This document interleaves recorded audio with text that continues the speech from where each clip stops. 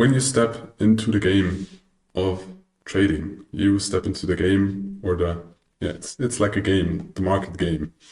And you should know how the rules in this market work, but also who are the players. Because in this case, those players are your competitors, and those are the world's best talents. Best physics, best mathematics, best teachers, best philosophers even. You see in hedge funds very often, you see philosophers who are like, what the fuck do teachers or philosophers have to do with trading? It's not about their direct connection to trading or to the markets, but it's about the team and a team of different people thinking differently, because when you want to find an edge, you need an individual edge. You want to find new ways, you want to find new inefficiencies, and if you do the same as everybody does, it's more unlikely that you're gonna find an edge in this when you are a big player. But those players influence the market way more. We are more like the small fish that swim with the whale, but we are not the whale. So our goal or our edge is just to find small inefficiencies and use them for our own advantage.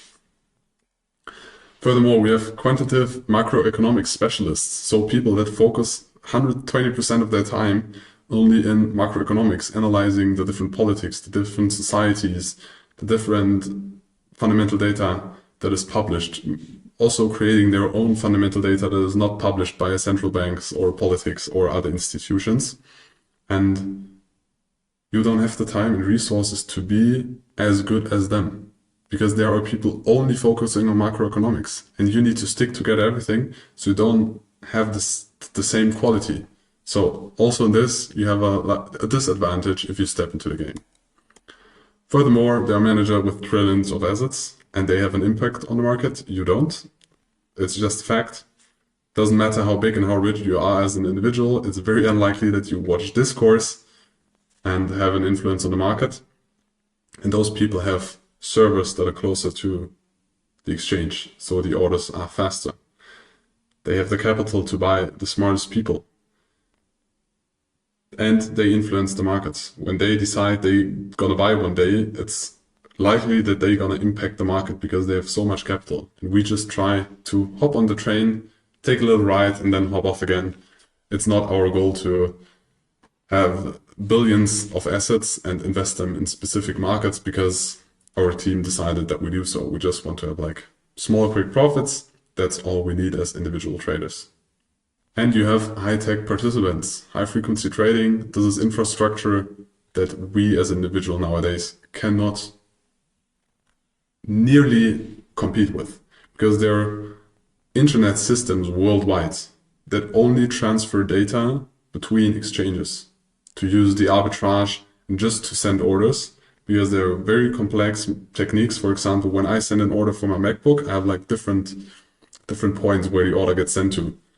And you can read a book about, I think it's called Flash Traders, Flash Boys. They realized, okay, when I send an order to New York Stock Exchange, they could front run me. I mean, me as an individual, maybe not, but if it's a bigger institution and they are faster and they recognize, okay, I'm sending an order here from Europe to New York, and they are faster, they can buy the exact same amount or a little bit less of amount before me, rise the price, and then my order steps in and they sell it to me. And they just make a small profit, but they know that the order of a market buy, for example, already is on the way. So they can lift the price and then sell it to me. So there are a lot of complex